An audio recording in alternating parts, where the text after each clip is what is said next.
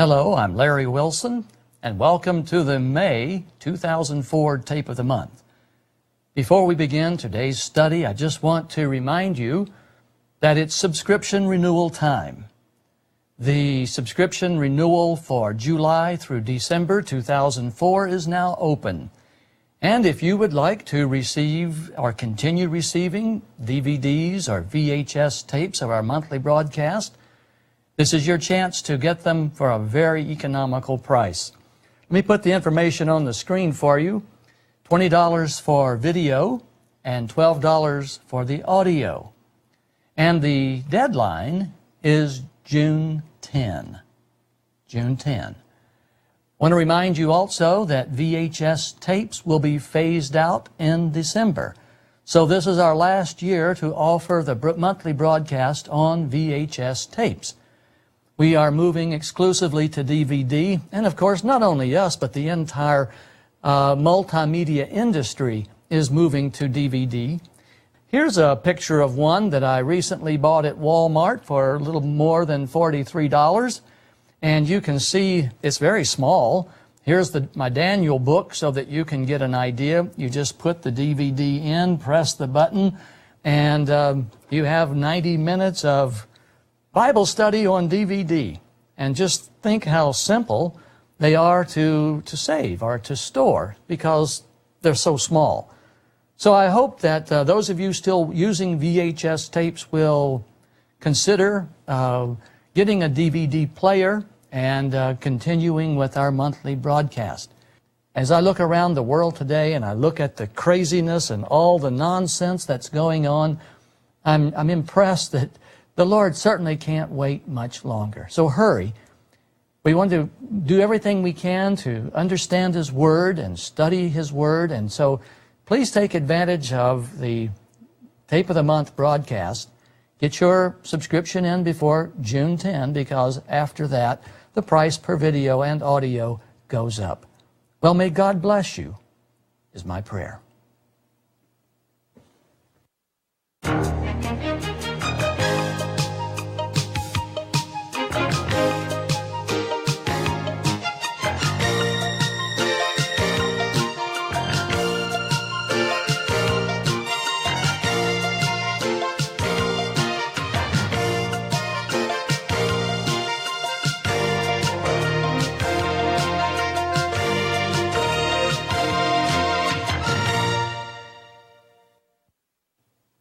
Hello, I'm Larry Wilson, and welcome to the Wake Up broadcast for May 2004.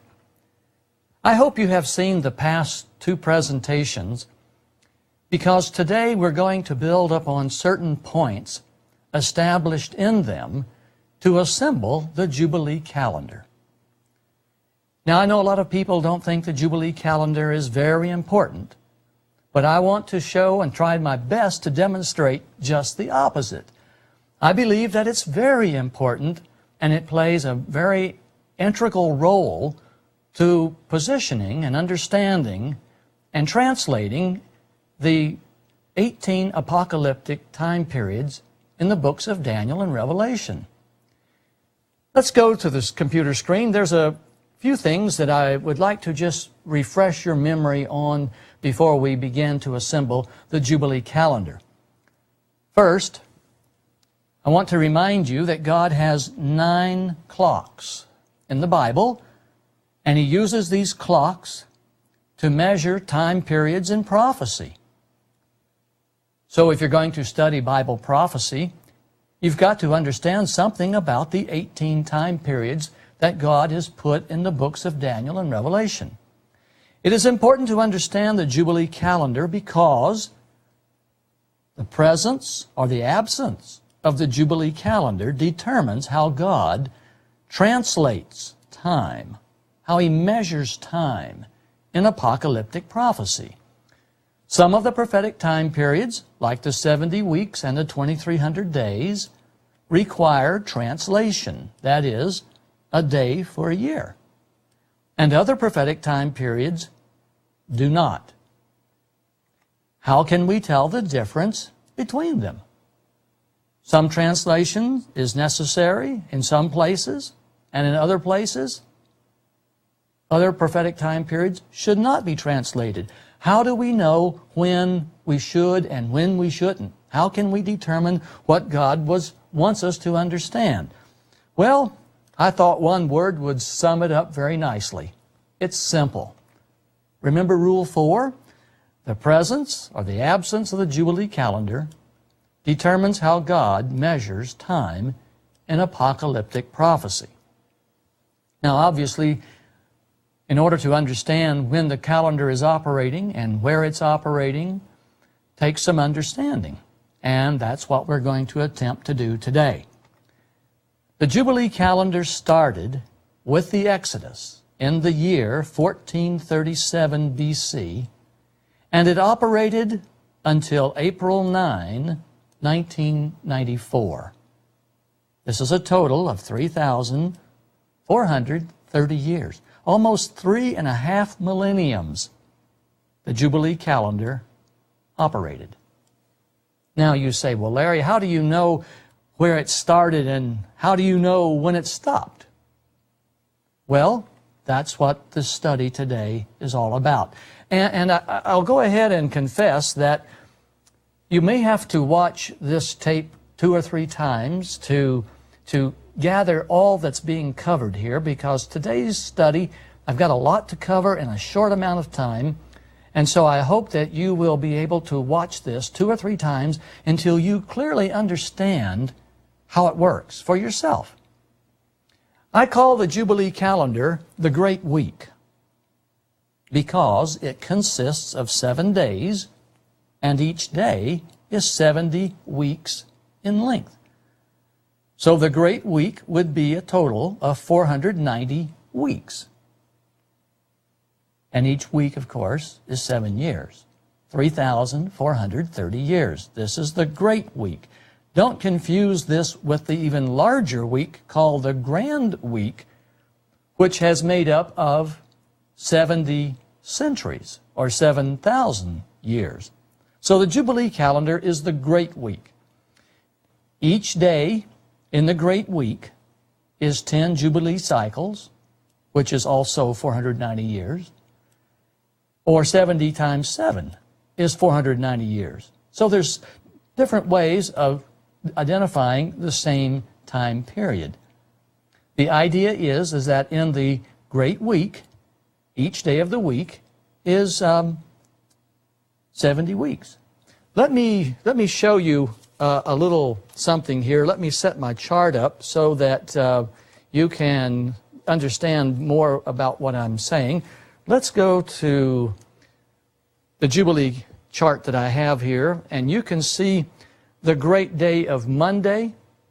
Now, I realize the text here is too small to see on your screen, but you should be able to see Jubilee cycle 11, 12, 13, 14, 15, 16, 17, 18, 19, 20. There are 10 Jubilee cycles in the great day of Monday, and each Jubilee cycle is 49 years in length. So there's 49, 49, 49, for a total of 490 years. Or you can say 7 weeks times 10 Jubilee cycles, you have 70 weeks. So the great day in the great calendar, each day is 70 weeks or 490 years. Incidentally, over here you can see the 70 weeks of Daniel 9. Began in 457 BC and terminated in AD 33. 490 years make up the great day of Tuesday in the great week of the Jubilee calendar. And it all started here at the Exodus, year 1, in the great day of Sunday. So each day in the great week is 490 years, 490 years, and 490 years, and it continues on.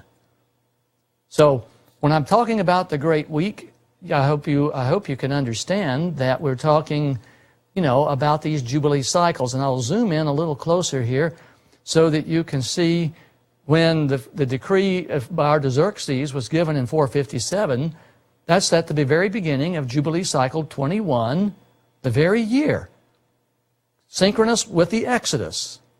21 Jubilee cycles later, and this continues on the 70 weeks uninterrupted. But we'll say more about this as time goes on. Many scholars say that the Jubilee calendar was nailed to the cross. They say the Jubilee calendar was a civil calendar that was terminated when Jesus died. This is not true. This is simply untrue. And I'm going to prove it in just a second. The point that I want you to consider is that the prophecy in Daniel 9 is 70 weeks in length. And the prophecy in Daniel 9 says that Jesus is going to die in the middle of the 70th week. Now, if the calendar terminated in the middle of the 70th week, you wouldn't have a prophecy of 70 weeks. You'd have a prophecy of 69 and a half weeks. So what happens to the rest of the 70th week if the weekly cycle of years is terminated when Jesus died? We know, according to Daniel 9, that Jesus died in the middle of the 70th week. Let me put that on the screen here for you to look at up a little closer. And we'll say a lot more about this, but let me see if I can get this positioned here for you. You see, here's the 70th week, starting with AD 27, 28, 29, 30. Jesus is crucified on April 7, AD 30. So that's the Wednesday year. That's the middle of the week. Sunday, Monday, Tuesday, Thursday, Friday, Sabbath. So you see, the Jubilee calendar, the weekly cycle of years, can't end with AD 30. The 70th week must go on. Now, I know that most Christians say, hey, the 70th week is way down in the future, and it will occur after the rapture takes place. That, too, is untrue. The 70th week follows the 69th week. The 69th week began here in 18 BC, right here, and completed in 18 AD, and completed in 26 AD. And the Sunday year of the 70th week was 27 AD, and Jesus died in the middle of the 70th week, which was 30 AD. So, let's go back to the computer screen. Jesus died in the middle of the 70th week, so the Jubilee calendar could not terminate in the middle of the 70th week.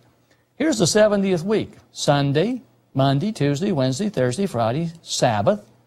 And so half of the week would be these 3 years, the other half would be these 3 years, and the middle year has to be a Wednesday year. We'll examine this further, but for now, look at this. God established 3 clocks at creation that are based on planetary motion. The day starts at sundown. Its synchrony is from sundown to sundown. The month starts at the conjunction of the moon. In other words, when the moon and the sun and the earth all line up so that the moon is directly between the sun and the earth, we have a new moon or a new month. And then with God's year, this starts in God's clocks with the first new moon on or after the spring equinox. So 3 clocks are based on the motion or commotion of the planet Earth and the moon and the sun.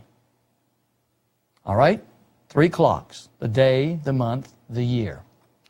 God also established a 7-day week template or pattern at creation. Very few people stop to realize that God stopped the creation process by resting. He terminated the creation process by resting on the seventh day. When He made the seventh day holy, God terminated a new creation. That is, He terminated the weekly cycle. And He made a perpetual loop of 7 days by forcing the seventh day to be a day of rest. Now, the creation of the weekly cycle is something most people take for granted. They don't ever stop to think about it. But if the weekly cycle wasn't universal, the perpetual round of 7 days would be considered very odd, a very odd unit of time. The weekly cycle exists only in the mind of man. The weekly cycle cannot be discovered by science, nor can its synchrony be determined without tracing its origin back to, you guessed it, creation. There is nothing in nature that reveals the day of the week. Zero. There is nothing in nature that visibly cycles every 7 days. Yet the whole world knows the current day of the week. How did this happen? It happened because God created the weekly cycle, and He based it on His work and His rest at creation. He made a template of the creation week, and 6 of God's clocks are based on this template. The word template means pattern. All 6 clocks are terminated with God's seventh-day Sabbath. Notice, look at the week of days. Sunday is the first day of the week. Sabbath is the 7th day of the week. And the Sabbath terminates the weekly cycle for the week of days. Okay? When Israel came out of Egypt, God gave Israel a religious year. For 7 months, over a period of 7 months, they had various religious festivals. In the month of Nisan, they had Passover. In the 7th month of Tishrei, they had Feast of Trumpets, Day of Atonement, and Feast of Tabernacles. So we have 7 months represented by a week of months. God also gave to Israel, when they came out of Egypt, 7-year cycles, so that every 7th year the land was to lay fallow. We've covered this in some detail already, so you know about that, and how that the slaves were to be set free, for they could have a Sabbath rest every 7th year. God also created a week of weeks. In other words, from beginning at the time of the Exodus, God set up cycles of 7 weeks of 49 years. So you might say 1 week would be the Sunday. Another week of 7 years would be the Monday. Another week of 7 years would be a Tuesday, and so forth. We call it the week of 7 weeks. And then I believe that there is convincing evidence in the Bible of the Great Week. That means starting with the Exodus and going down through 1994, we have 7 days of 10 Jubilee cycles each, or 70 Jubilee cycles. And then we have the Grand Week, which takes us from the fall of Adam and Eve to the restoration that is promised.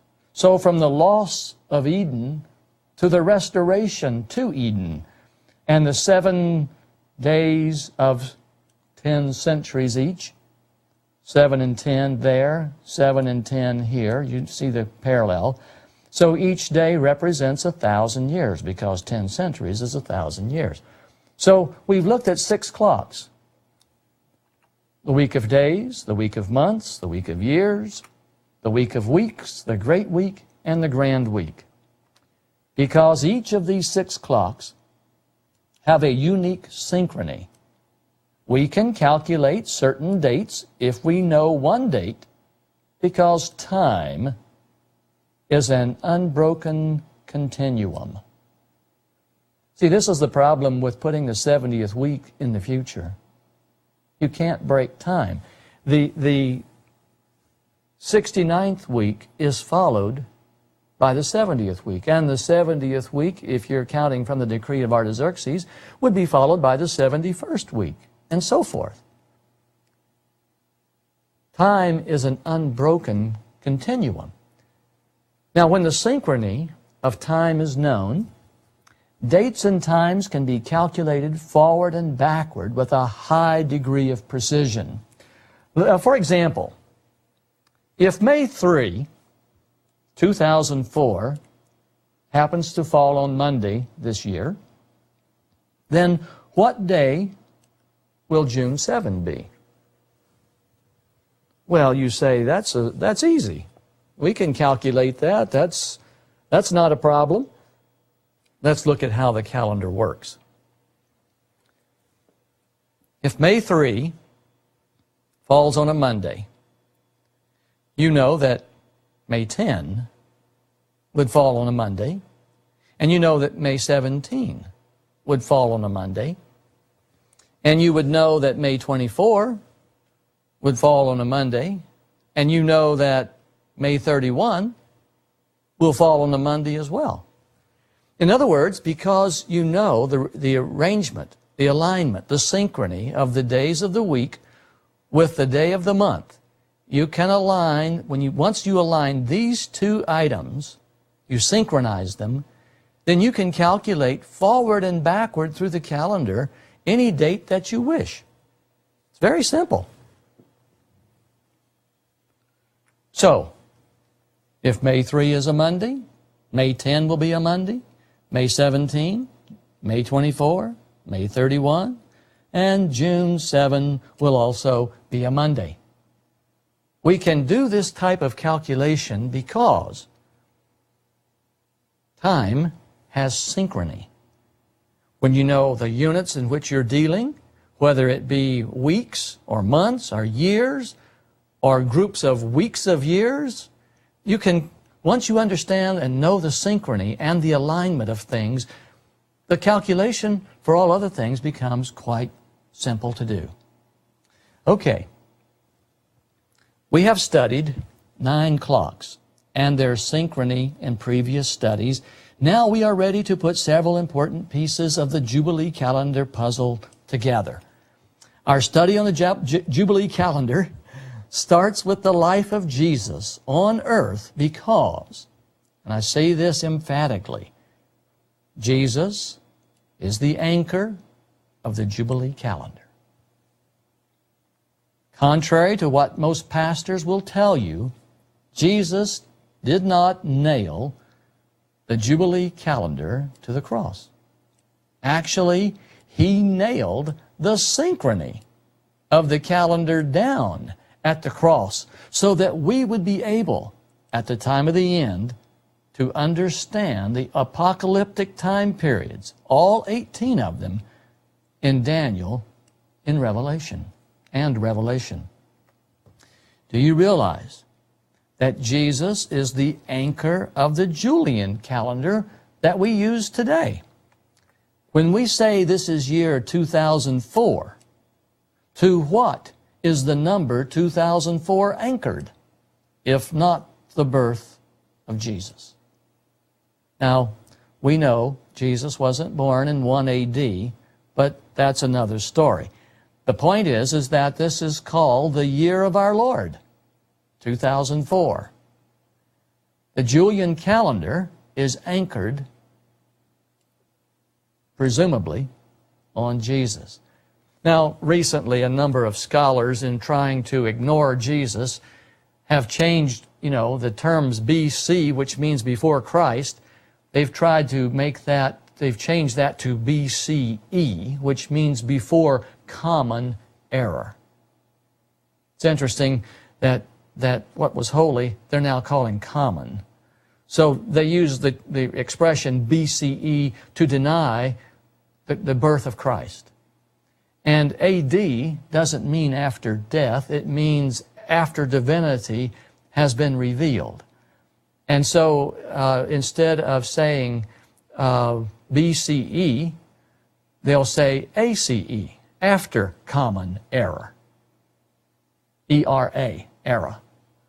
I call it before common error, ERROR. But, you know, that's just me. So think about this. Jesus is the creator, and He's the anchor of the Jubilee calendar. The whole calendar is going to synchronize on the ministry, the birth, the death, the resurrection of Jesus. Jesus came to earth, and His actions confirming the synchrony of the operation of the Jubilee calendar.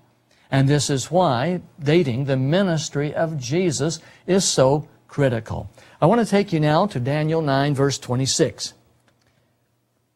The prophecy in Daniel is, after 62 weeks shall Messiah be cut off, but not for Himself. That's verse 26 now. After the 62 weeks, remember we talked about in verse 25 the 7 and the 62, and after the 62 weeks shall Messiah, I'm taking this right from the King James Version, be cut off, but not for Himself. And He, verse 27, we're talking about Messiah and not Antichrist, which so many people have been misled to believe. And He, the Messiah, shall confirm the covenant. What covenant? The covenant that He gave to Adam and Eve in the Garden of Eden when they sinned. And He, Messiah, shall confirm the covenant with many, that is, those who believe in Him, for 1 week. And in the midst of the week, middle of the week, He shall cause the sacrifice and oblation to cease. Jesus came. He died right on time in the middle of the week. He confirms the covenant by showing up right on time in the 70th week, and He causes sacrifices and offerings, the oblations at the temple, to cease. Think about that. Now, think about this. We know that a week always begins with Sunday in God's clocks, and it ends with God's Sabbath, the 7th day of the week. So, notice the clock here. Here's Sunday, the first day of the week. Here is Sabbath, the 7th day of the week. And here is Wednesday, which is precisely the middle of the week. We know that a week always begins with Sunday and ends with Sabbath in God's clocks. Therefore, the middle of every week is Wednesday. Jesus is going to die in a Wednesday year. This is a week of years. This is the 70th week, and He's going to die in a Wednesday year. So Daniel actually predicted in Daniel 9 that Jesus would die in a Wednesday year when he wrote this verse. And He, Messiah, shall confirm the covenant with many for 1 week, and in the middle of the week He shall cause the sacrifice and oblation to cease. All right, so we know that the year of Jesus' death is going to be a Wednesday year. There's no wiggle room on that. So, now that we know that He died in a Wednesday year, what was the date of the Wednesday year? The answer is AD 30, and I'm going to prove it right from the Bible. This date can be now proven beyond a fraction of a doubt. Jesus was crucified on April 7, AD 30, at 9 o'clock in the morning. April 7, AD 30. Well, in our next segment, we are going to go through the steps that prove this date. You may say, "Oh, Larry, is this really important? Do we need to burrow down into all this nitty-gritty?" Well, let me ask you this. When you build a house, how important is the foundation to you? How important is it to you that when your house is built and the whole structure is put together, that the foundation was built on rock and not on sand. It's very important if you want your house to stand. The wise man built his house upon the rock, Jesus said. And those who build their prophetic faith upon the rock of the ages, will not be disappointed. So, put on your scholarly thinking hats, get out your paper and pencil, because this is a topic that, yes, is important and you need to understand it. We'll continue our study in just a moment.